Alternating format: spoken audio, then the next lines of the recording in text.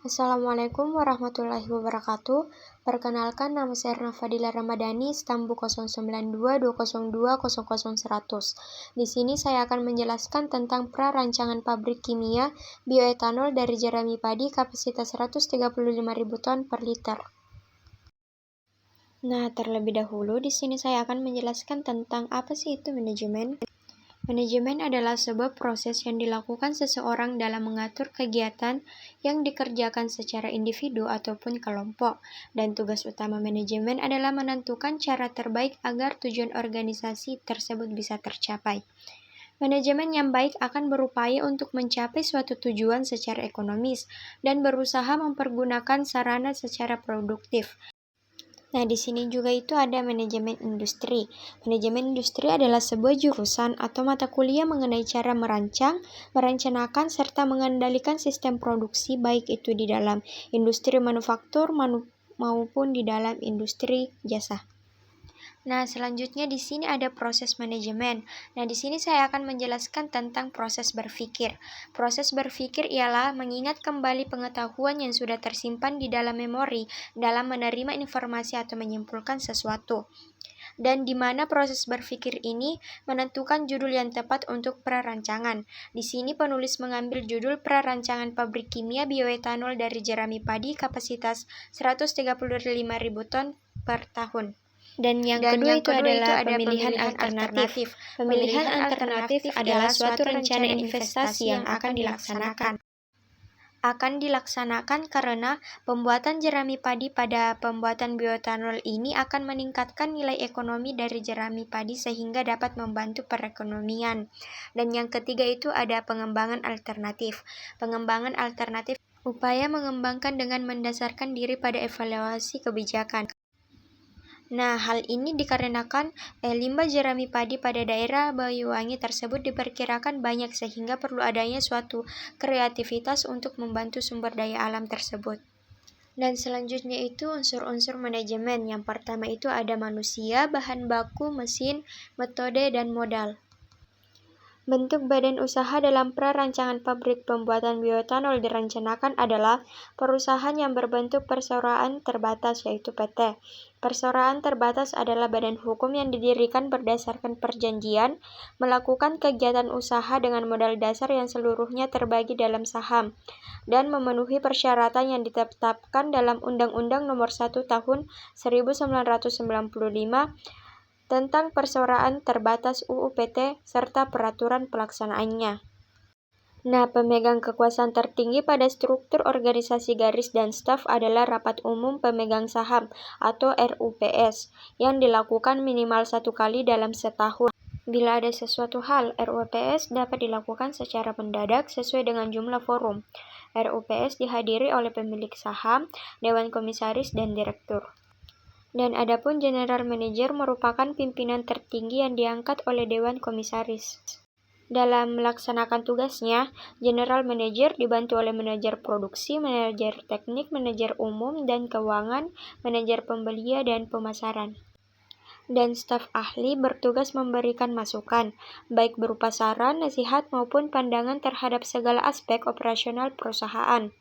Dan yang ketiga itu ada manajer produksi, bertanggung jawab langsung kepada direktur utama. Tugasnya mengkoordinir segala kegiatan yang berhubungan dengan masalah proses baik di bagian produksi maupun utilitas. Dan manajer teknik bertanggung jawab langsung kepada direktur utama. Tugasnya mengkoordinir segala kegiatan yang berhubungan dengan masalah teknik baik di lapangan maupun di kantor. Dan pada pabrik pembuatan bioetanol ini direncanakan beroperasi selama 330 hari dalam setahun secara kontinu 20 jam per hari atau 20 jam sehari. Berdasarkan pengaturan jam kerja, karyawan dapat digolongkan menjadi 3 golongan yaitu karyawan non-shift, karyawan shift, dan karyawan borongan. Karyawan non-shift yaitu karyawan yang tidak berhubungan langsung dengan proses produksi, misalnya direktur, staf ahli, manajer, bagian administrasi, bagian gudang, dan lain-lain. Dan karyawan shift untuk pekerjaan yang langsung dengan proses produksi yang membutuhkan pengawasan terus-menerus selama 24 jam. dan karyawan borongan apabila diperlukan. Maka perusahaan dapat menambah jumlah karyawan yang dikerjakan secara borongan selama kurang jangka waktu tertentu yang ditentukan menurut kebijaksanaan perusahaan. Dan bahan baku yang digunakan pada prarancangan kali ini itu ada jerami padi, asam sulfat, kalsium hidroksida, asam fosfat, hamir berbentuk oval, dan amonium sulfat. Dan mesin yang digunakan pada prarancangan kali ini yaitu level controller, merupakan alat yang dipasang pada bagian atas tangki jika belum sesuai dengan kondisi yang ditetapkan. Level yang terukur akan dicocokkan dengan set point. Bila belum sesuai, maka level tersebut akan dikoreksi sampai diperoleh level yang diinginkan.